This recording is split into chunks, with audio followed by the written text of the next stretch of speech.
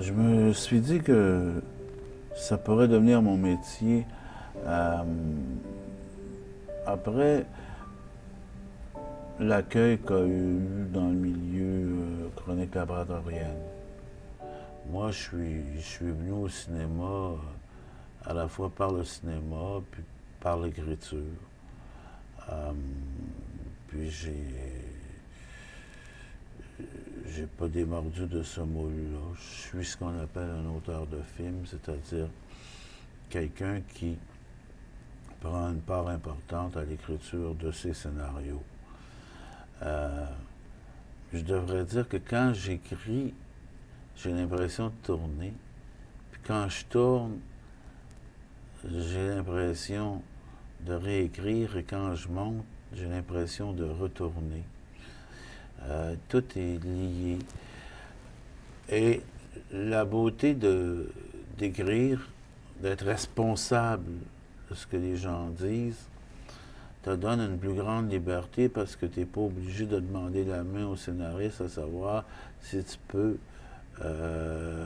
faire la mise en bouche que tu souhaites faire aux acteurs. Parce que il arrive que l'acteur te fait percevoir des dimensions qui n'étaient pas là dans le scénario original. Il faut que je m'ajuste à mes acteurs et que je réécrive seul ou avec eux des lignes parce qu'ils font fourbir des dimensions nouvelles au personnage, très souvent. Donc pour moi, le cinéma c'est un tout, c'est pas juste écrire, c'est pas juste tourner, c'est pas juste monter, tu sais. Donc je m'interroge aussi sur tous les aspects techniques. Je suis pas juste sur le scénario, tu sais. Et comme je suis un indépendant, que j'aurai pas énormément d'argent, je le sais, pour tourner mon film, j'essaie d'intégrer mes limites économiques au budget. Tu sais. Et mieux vaut le faire à temps que trop tard. Je crois qu'au Canada, comme au Québec, on a voulu singer le modèle américain. Mais Dieu sait qu'on ne peut pas financer un film ni au Canada ni au Québec. La population ni du Canada ni du Québec, même si le Québec est le plus grand consommateur au monde de ses propres produits culturels, ne peut pas faire en sorte qu'un film s'auto-rentabilise. OK?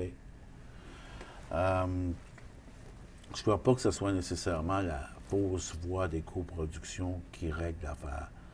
Je pense qu'on devrait plutôt subventionner un cinéma de qualité, comme le fait le Fonds nordique qui regroupe, je crois, le Danemark, la Finlande, la Norvège, la Suède et l'Islande. Alors, ils ont créé des Lars von Trier parce qu'on s'est dit, on ne peut pas nous faire le modèle américain, on va faire ce qui nous ressemble. Puis c'est en étant nous-mêmes et en étant vrai nous-mêmes qu'on peut arriver finalement, je veux dire, à sortir de nos frontières. Renoir disait, pour être universel, il faut être de chez soi. Alors, Renoir était tout à fait français et tout à fait universel.